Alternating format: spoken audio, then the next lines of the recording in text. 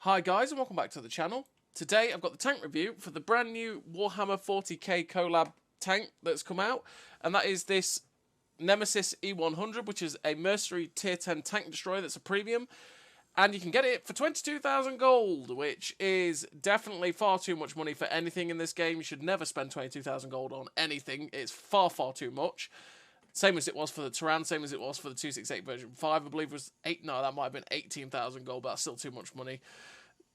There's so many tanks in this game that have cost that much since they've come out, and they're never worth that much. This tank, you can get it down to, I think, a 50% discount or a 30% discount, one of the two, with the Warhammer op that's going on. So whenever the community hits those goals for each section of the Warhammer op, you should get a discount for this thing, which will definitely make it better in price. But to be honest, my impression is it's an E100 but worse, right? It gets a gimmick with the gun in the fact that you get 3 different rounds that fire for different alpha, then have different reloads, which is nice, and I like the alpha for sure. And I do kind of like it. I do kind of like the tank, but I do get the feeling that if I was in an E100, I'd be doing the same thing but better in a lot of situations. And that kind of just gets me all the time.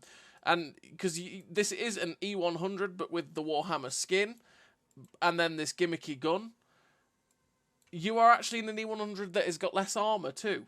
So this armor in profile is exactly the same as an E100. The mobility is pretty much the same. The camo is the same, but it's been classified as a tank destroyer, and it's got worse armor. So like the upper plate's worse, the turret front's worse, the side armor's worse, and it gets absolutely butchered, unfortunately. And because it's so as big as a house and fairly easy to pen, in that regard, that means that everything tends to wreck the poor Nemesis in the way it is. But it is a tank destroyer, so technically it's not supposed to be played in a more advanced brawly position. But the way it's set up, you kind of want to play it like an E100, and you don't want to be sitting more tank destroyer at the back because you just don't have the mobility to ever get near the game if it starts to get out of hand, which is definitely a problem. But it's never worth 22,000 gold, that's the other thing. You may as well just buy the tech tree version, which is the E100, and probably do the same thing but better. That's my 2 cents on it anyway. If you probably only really buy this if you get that big discount and you look at it and you think, yeah, actually, after seeing the replays, you go, yeah, actually, I like the looks of this, I might pick it up for the discount. Definitely don't go out and rush and buy any of these tanks. Or you'll just look at it and go, yeah, no chance, I'll just get my tech tree 100 and laugh. So without further ado, let's get into the stats of the tank. So here we are with the Nemesis. Let's go. 1200 horsepower engine with a 30 km/h top speed and a 15 km/h reverse speed. You got a 10.82 horsepower per ton. It does hit this 30 km/h top speed pretty decently. So you don't have to worry about having off-road driving or anything like that to be able to get up to this top speed. It does hit it. You can put a traction system on it and get it up to 33 km/h if you want. But personally, and I was talking to Randy about this, and he said the same thing pretty much. Well, yeah, he said it to me, and it was like, yeah, you're pretty much right about that. And that is that the difference between 30 and 33, when you can make other stuff on this tank better, is really not that much. And you may as well just stick with the 30 and make other stuff better. You got 2,100 hit points, which is naturally worse than the E100. There's a lot of things that are worse than the E100 on this. You got 24, but then the same as the E100 as well. You got 24 degrees a second hull rotation speed, which is pretty slow. So you might want to you definitely want to make that better by running clutch braking. If you wanted to run the traction system, that would be another reason to run it. You got 2.1 soft terrain, 1.2 on medium, and 1 on firm, which pretty decent ground resistances. 2.1 is okay-ish for heavy tanks. Not the best, but not the worst. And these two are really good. So, again, they don't hinder you at all hitting that 30 km/h top speed. Camo for a tank destroyer, absolutely pitiful. You'll get spotted and outspotted by everything. I mean, realistically, you could run a camo net if you want. I think you get it down to 350 meters of still concealment with a camo net and a camo crew, which means you're not getting insta-spotted by everything, which is definitely nice, for sure. But there's other aspects of this tank you want to make better. So, yeah, the camo is awful, and you will get spotted all the time. You got 360 meters view range as well, which at tier 10 is pitiful, to be honest. You will be running optics to make sure that you actually can spot for yourself. This view range is really quite poor, and you will get outspotted a lot in this tank, unfortunately. which is a sad, sad time for this thing, especially when it's as big as a house. You got to an 18 degrees a second turret rotation speed, which again is slow, which is actually slower than the hull rotation as well, so it's something to bear in mind. If you're trying to aim at something on the right and you turn your tracks to the left, the turret will not keep up. You need to move your tracks and your turret in the same direction to make it sure that you can get your gun on target, especially when you're being circled. You've got 0.65 accuracy during rotation, which is actually pretty decent for a TD, especially with a big gun. That's pretty good, and you can't make that better with vert stabs, so yeah, that's a pretty good low number for that. You got 20 degrees of max elevation and 7 degrees of gun depression. Very E100-y, naturally, because it's an E100 and it's got that fairly similar thing. You've got a reload of 19.8 seconds. I believe this is the base reload of the top round, so the APCR round that has 875 damage. I believe that's that, but it could also be the 700 alpha, the base reload, because I can't quite remember, because all these shells have different reloads. So fully pimped out, this 700 alpha shell has 14.4 seconds in the loadout I'm going to show you. This APCR round at 875 damage has an 18.2 second reload, and the 350 alpha round has a 7.2 second reload. That's what that is fully pimped out. Don't look at this and go, that's weird. It's got 3 rounds that are all 280 damage. It's not got any HE round. And randomly, this one here is lower alpha. Don't discount this low alpha round. This low alpha round is very useful. There's a lot of situations where you'll blap something with the big alpha, and then you'll leave it on like 250, 300 hit points, and you can just switch this round, reload in like 7 seconds, and kill them. Whereas you don't have to wait as long to get the other 2 shells in, essentially. So it's a really useful round. But I digress. Let's carry on. You've got 0.36 accuracy on this gun, which again is on the higher side, the more derpier side, because 0.35, once you're below 0.35, you get into pretty damn accurate guns. Once you're going above 0.35, you're starting to get to the point where it's like, this gun is starting to get derpy now. And this is on the more derpier side, but it's still pretty decent in terms of accuracy. It still hits its shots. It does feel a little bit derpy every now and then, because the aim time at 3.1 is not the best. And I got really frustrated with the aim time and took the traction system off, which I was running in the first couple of games, and put a GLD on it because the aim time was really frustrating me and I wanted to make it better. You got a 2.7 meters on the move accuracy, so accuracy during movement is 2.7 meters, which is pretty damn poor. But again, it's a tank destroyer, so it's going to be pretty poor, especially with a big gun. That's just the way it tends to be. And yeah, like I said, 3.1 second aim time. I just want to make that better myself. You've got 3 rounds. You've got AP, APCR, and a second round of AP that's standard. This is a premium round, and they have 280 pen with 700 alpha, 875 premium APCR pen. Oh, damage, sorry, and 350 alpha on the second round of standard AP. The DPM on these 3 rounds is pretty much the same. I think the difference between the DPM on these rounds was something like between 50 to 100 in difference between all of them. So you pretty much always keep the same DPM no matter what, no matter which round you fire, which is why these rounds are, which is why it's got the quirk, right? You use each round situationally. So if you blap something with the big alpha, you will then reload the standard round at, well, sorry, not the standard round, the 350 alpha round, and then finish that target off in a quicker reload, essentially. There's different situations for each round. I'm going to say that the 700 alpha round is the round that I've used the least. More often than not, I've used the big alpha, slapped people about with this round, and then loaded the other one to finish people off. Only on the odd occasion have I ever loaded the 700 alpha the 700 alpha shell. To be honest, I just feel like this one is probably the best one to use in general, and then switch to this one when you need to kill something, pretty much. But that's my 2 cents on that. Everyone will have different opinions. A lot of people probably won't want to fire this one because it actually, naturally costs a lot to use this tank doing that, and you'll want to fire and make credits, so you'll just use the standard 700 alpha shell. Also, module damage. This has a higher module damage, as you see. Each one's got different module damage. That's something to point out, which is an unusual one, just because of the way the rounds are.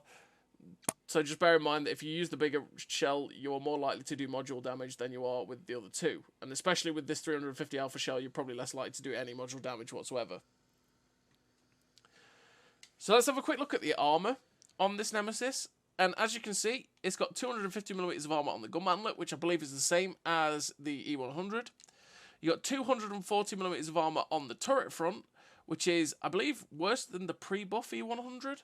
Because I think the E100 pre-buff had 250mm of armour on its turret front. I could be wrong. But that means it's just, yeah, it gets buttered by like 260 pen, 270 pen. They go right through these turret cheeks all the time. And obviously premium spam completely destroys it.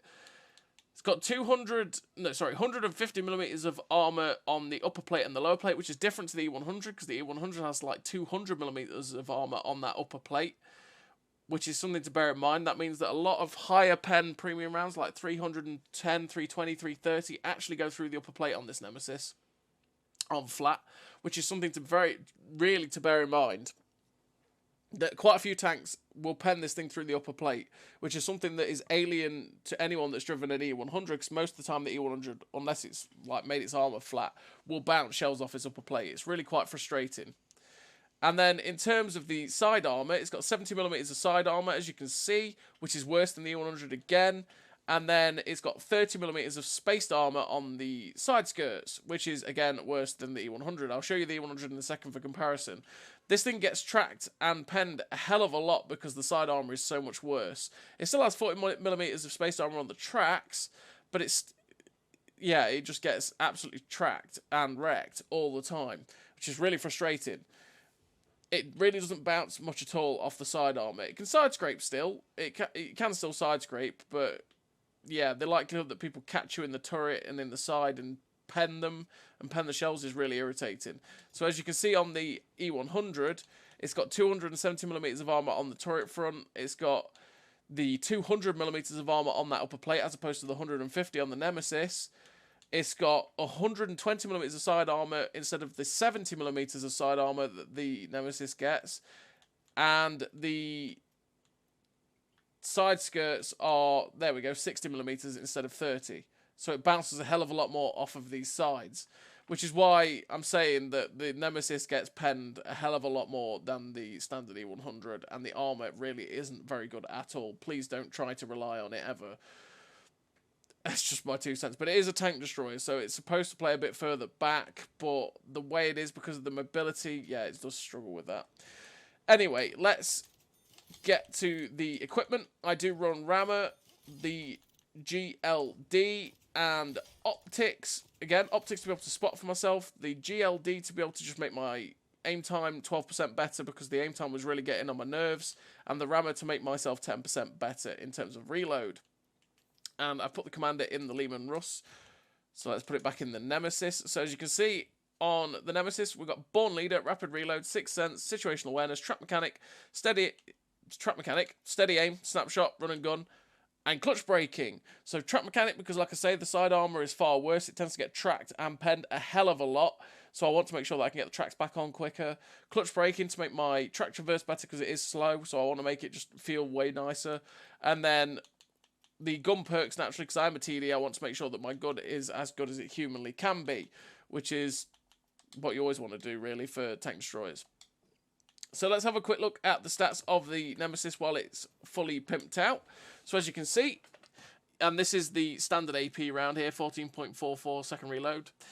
It's got 26 degrees a second on the track traverse now. The ground resistances have been knocked down. Its view range is 461 meters in terms of its view range, which again is not the best. It still is good enough. You'll be able to spot yourself quite easily with that, but you will get out spotted a hell of a lot just because that view range is pretty low and your camo is pretty low. You've got 19.55 degrees a second on the turret traverse, which has got better. The accuracy during rotation is down to 0.43. The accuracy during movement is from 2.7 down to 1.93, which again is pretty damn nice. The accuracy is at 0.29, which is decent. 14.44 second reload is for that 700 round. Like I say, it's 18.2 or 18 seconds flat, sorry, for that 875 round, and 7.2 seconds for this 350 round. You'll see that when we get to the replays. It's got 2.51 seconds on the aim time as well, which is a lot nicer than what it was with the traction system. So I put the traction system on. Look, that's another way to play it. This tank, you get the track traverse up to 28.78 but the aim time is at 200, what am I doing? 2.85 seconds. There we go. So with a GLD, you actually get it 0.3 of a second faster on the aim time than you do with the traction system. It's down to you, realistically, how you want to run this tank. I mean, at the end of the day, you could, if you wanted to, drop a camo net on. And as you can see, you can drop down to 349 meters of still concealment, which means you don't get instantly spotted all the time. Completely down to you how you want to run the tank. It's always down to personal preference. This is just a base thing to set up and then let you get on your way with the tank, and therefore you can tweak it to make it better for you, essentially. But yeah, the Nemesis E100, I think it can be pretty fun, but at the same time, you could just do better with an E100. I do feel that the E100 can play as a better tank destroyer, sadly, than the Nemesis. Because it's basically the same tank, but just better in most ways, except for the alpha on the gun and the penetration on the standard round. But you do get a pretty stonking heat round on the E100. I don't know, for 22,000 gold, never ever worth it, ever, realistically. Unless you're a big Warhammer fan, in which case you're probably going to love it and buy this tank, right? But just wait for the discount, for sure. Wait for the discount from the op, as if you can. Definitely wait for that discount. I don't think it's worth it at all, but I do think it can be fun, and we'll give it its due in the replays, and you'll get to see how it handles. So I'll see you in the replays, everybody. So here we are in the replays with the Nemesis E100, and we are on Redshire. So we're going to go to the hills on our right on Redshire and see if we can get a hull down and, well, just try and derp out some rounds. So you can see I'm loading the premium round straight up because it's just the best round, especially the best opening round to fire, because you will always have it loaded by the time you hit the front lines. As you can see, it's got an 18-second reload, which is not that bad realistically for nearly 900 alpha. And boy, does this round slap. This round really does slap so hard, right? Some of the rolls I've had with this round is mad. I've hit for, like, really annoyingly, I've hit for, like, 720 a decent amount of times. But I've also rolled for, like, 950. The highest I've rolled is 1,017. My God, when it hits, and it's a beautiful thing. It's also got a satisfying penetration sound as well. It explodes. It's almost like, you know, when you derp something and you get it detonate and it explodes on the armor rather than penning. It does that when it pens. It's really satisfying sound when it hits and pens. So as you can see, we get instantly tracked and penned just as we're coming over the ridgeline by that Dragon, which the Dragon wouldn't be able to do that realistically against the standard E100, so that's one thing to note with this tank. We just try and slap the shot at the Dragon with the snap there, but unfortunately we miss. As you can see, I think the visual effects for this tank are really cool. While the blue shining gun might not be for some, I really quite like it, and I also like the explosions when I fire. I think they're really bloody satisfying. Like, you saw it when I missed that guy. There it is. That explosion is so satisfying when you actually hit pen people with it. It's great. I really do like that explosion. It's one of those satisfying things for me. And anyway, we're now getting detected by that Dragon, and I know he's there. I know he's looking at me, so I'm just trying to blind fire him and see if I can hit him. Unfortunately, we don't actually hit that round, though, so we end up missing that first shot. And we have the TD and the ST1 that's in front of us. I can't really do too much, though, because the Dragon is on our right. We can't see him, though. And there we go. He ends up getting spotted. I'm just trying to feather out the shot on him, but he manages to pull away before we get anywhere near shooting him. Just being careful and watching this heavy tank on my left, because I thought he was possibly going to come over. And then he actually does end up coming over. It's like, that's a big mistake. Slap him for 807 damage, which is a low roll. He gets a shot into us really easily, firing standard, by the way, from the 53 TP's gun, which is like, what, 220 pen. Easily went straight through us without really thinking about it, which, again, if we were in an E100 there, he might have bounced. The armor on this tank, I'm trying to get you to notice that the armor on this tank really isn't that good. How did that round pen 902 straight through the turret front of the ST1? I know I've got 208 pen, 280 pen, I should say, but I have no idea how that penned. There are some weird, really dodgy pens that I've had with this gun where I just fire and I pen and I sit there going, I didn't think that'd go in, but okay, I'll take it, you know. 885 as well into the side of that Jagdtiger. Like I say, these rounds slap, and realistically, why would I ever fire the 700 round? I know, except for the silver cost. Right here, I probably should have loaded it with that Jagdtiger. I would have actually got the kill on that Jagdtiger if I'd loaded the 700 round, but it is what it is. We load the 350 round because of the Astron Rex. We could actually kill it in one shot. As you can see, we've got a 7.2 second reload. But the Astron Rex ends up getting unspotted, which is kind of annoying, because now I can't finish it off because I can't see it. But we're up to 3.2k damage with a bit of assistance. And I've just got to be careful because they do have some big boy tank destroyers knocking around. So we end up getting detected with pullover, and I'm like, no, I'm not doing that. Something ends up whiffing us from their hill. So I decided, you know what, I'm going to load the standard AP for once, because I've never really used it, so I thought, well, why not? And just as we're reloading it, the 4005 gets spotted up. So we're trying to get there to get the shot at him, but he just gets back behind cover. As you can see, the aim time is really slow. Even, I think this might have been actually before I put the GLD on it. It's quite possible. This might have been with the traction system. And you can see it's really slow to get aimed in. If you don't aim it all the way, it will miss quite often because it is pretty derpy in that way. We're just waiting for the shell to go in. I probably should have loaded the 350 Alpha shell there to try and shut down that Shrek TVP, but it doesn't matter really. It ends up getting shut down by the Waffle Panzer IV anyway.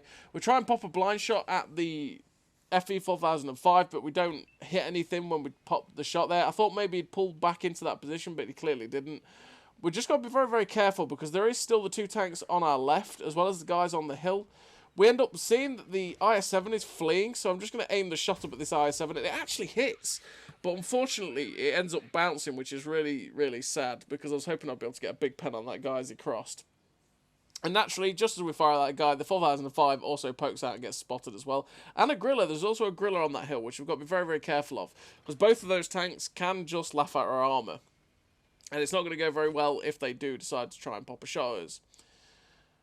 So we could see the griller 15 there for a second, but he ends up pulling back behind that little hill. So I've decided, you know what, I'm going to move forward a little bit. I'm going to move forward a bit.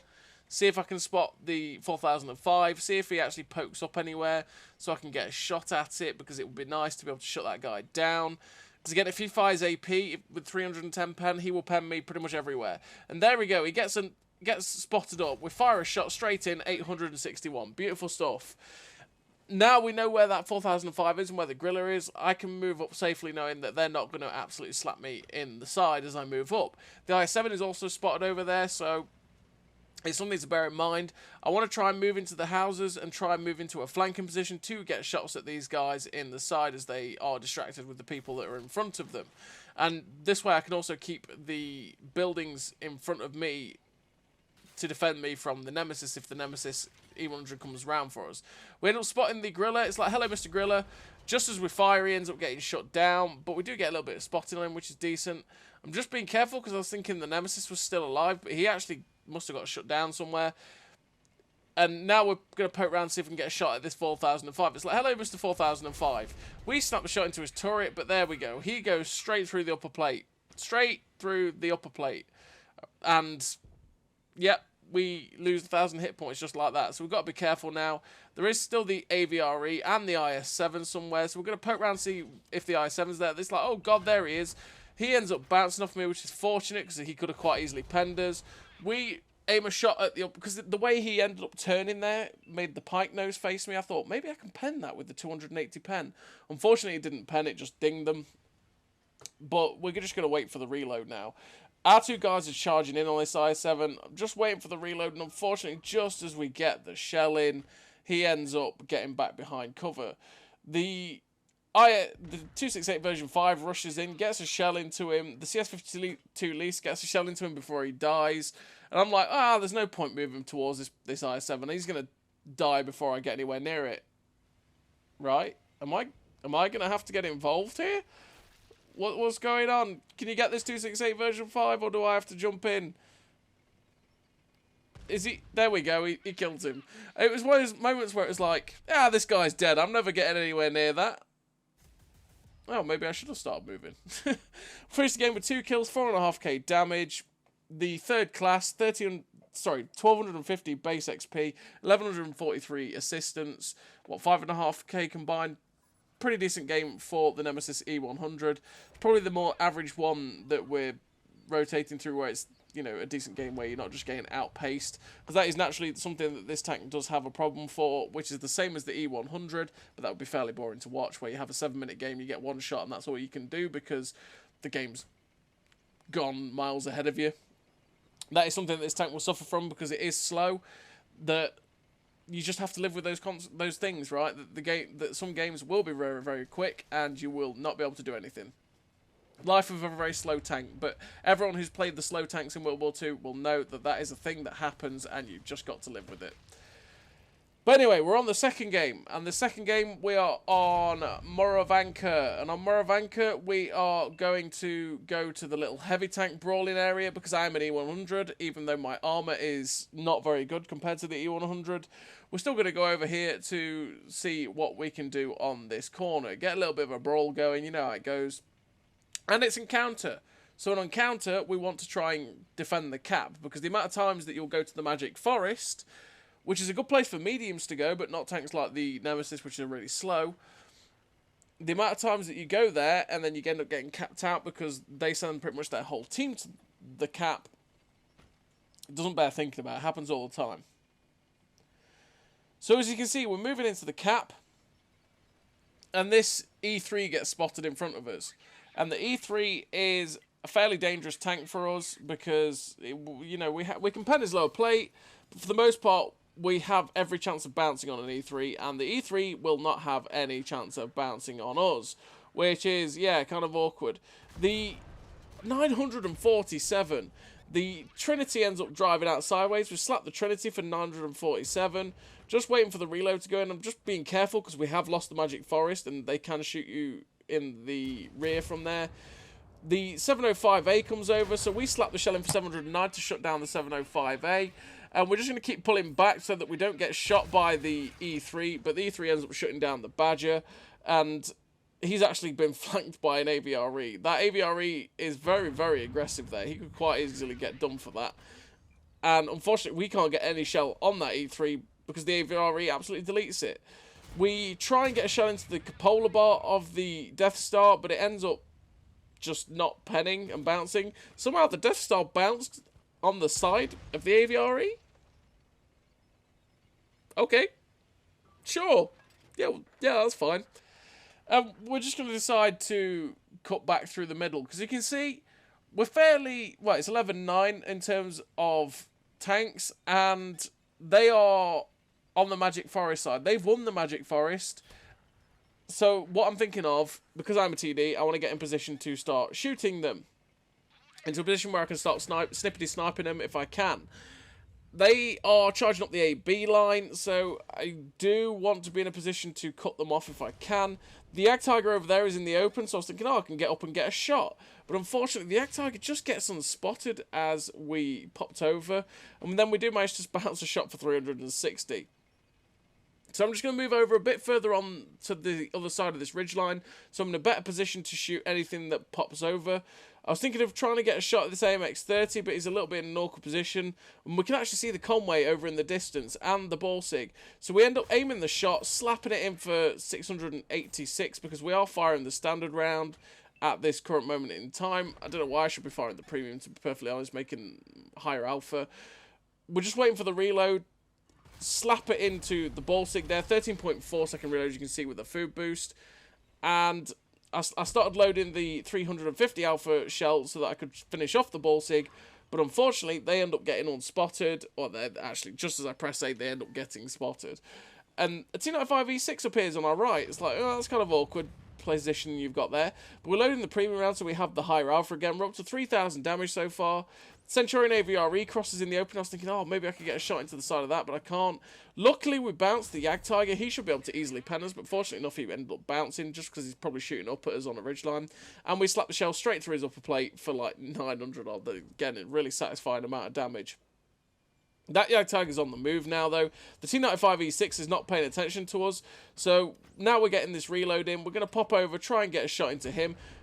We're actually looking for a shot at the Jagdtiger as well, because the Jagdtiger was about to cross into the open, but we do get a shell into the side of the T95E6's turret for 900 damage. We load the standard AP round again, because I thought, well, I can finish off the...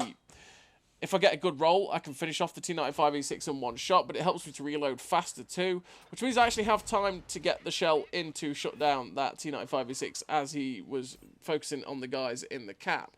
We are actually 20 seconds out from capping, which is not quite what I want at this point in time, because at this point in time I kind of want more damage. But their team aren't doing anything to attack it currently. We end up spotting the AMX-30. He gets wrecked. There's a medium tank rushing down at G3. He's clearly trying to get to the cap to reset. We know there's a Conway over there, and there was a Balsig. I'm just trying to spot them or get them to shoot so that they get spotted so I can kill them.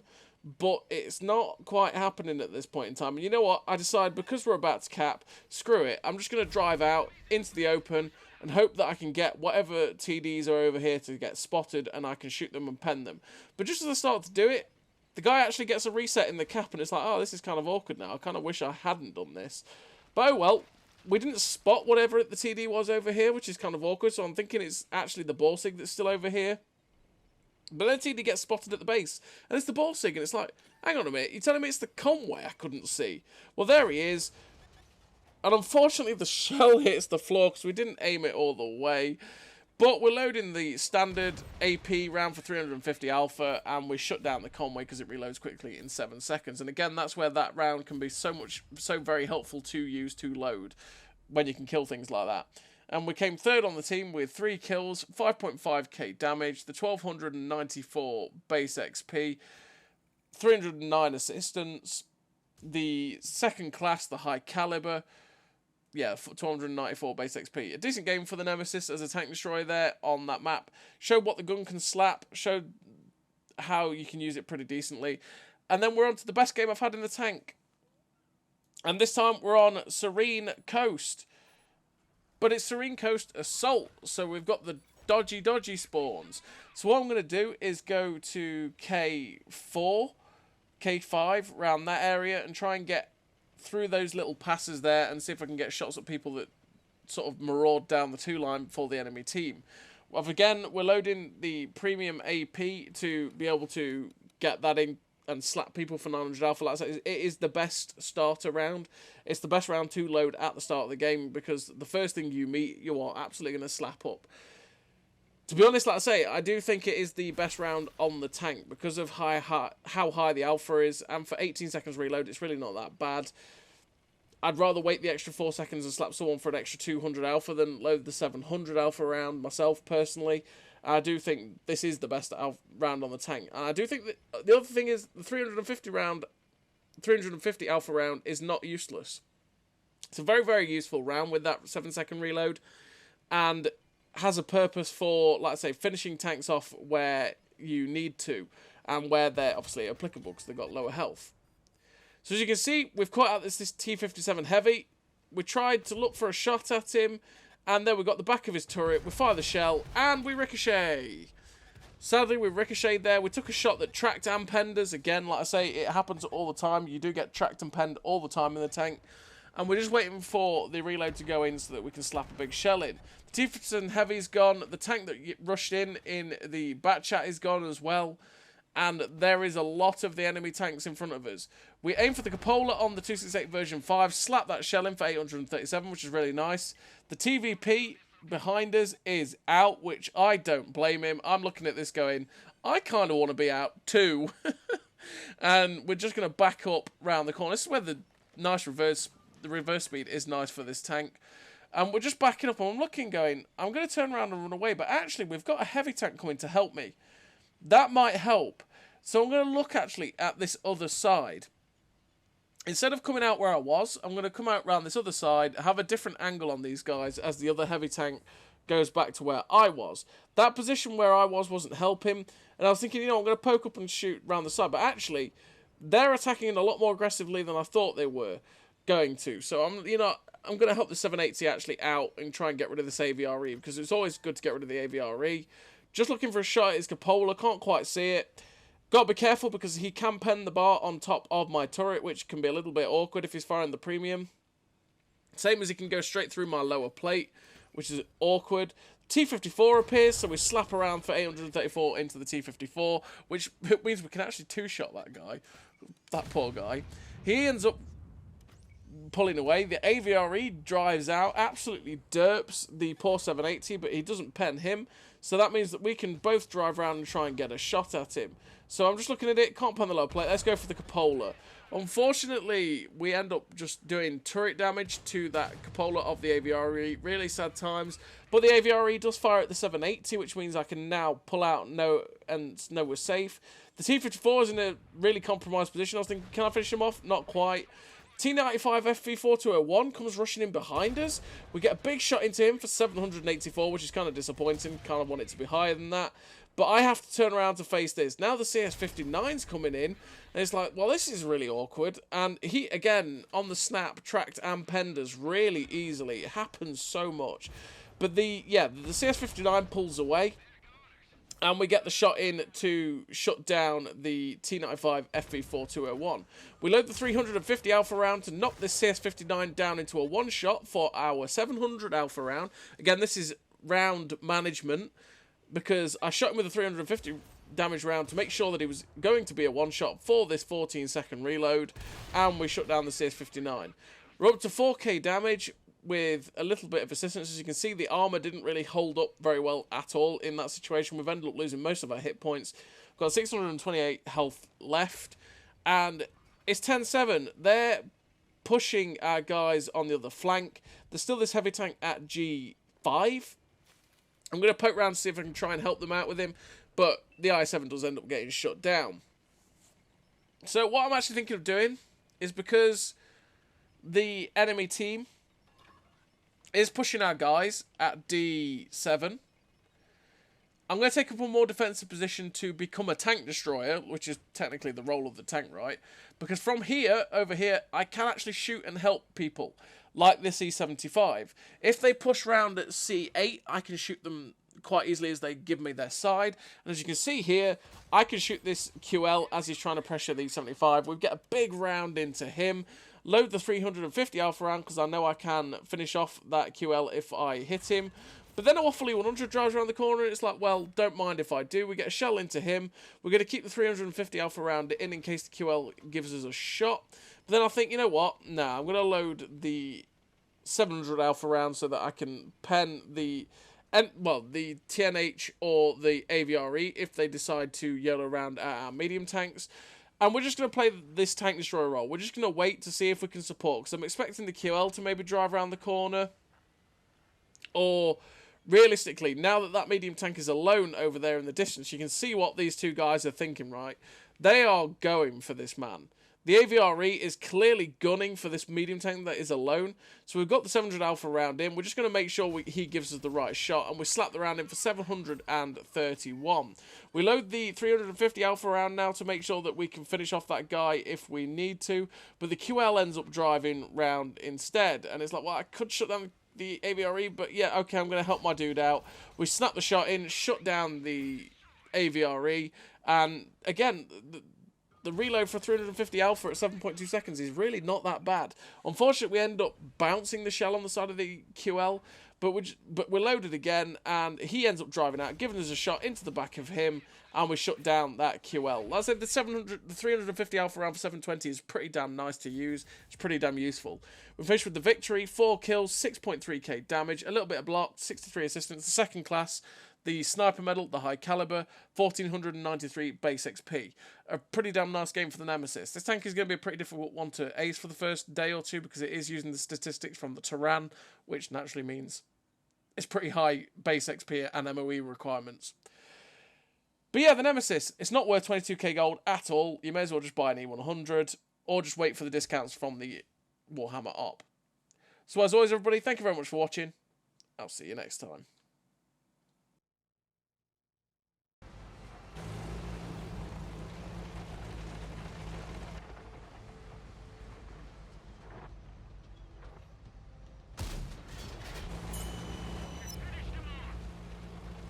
A great success!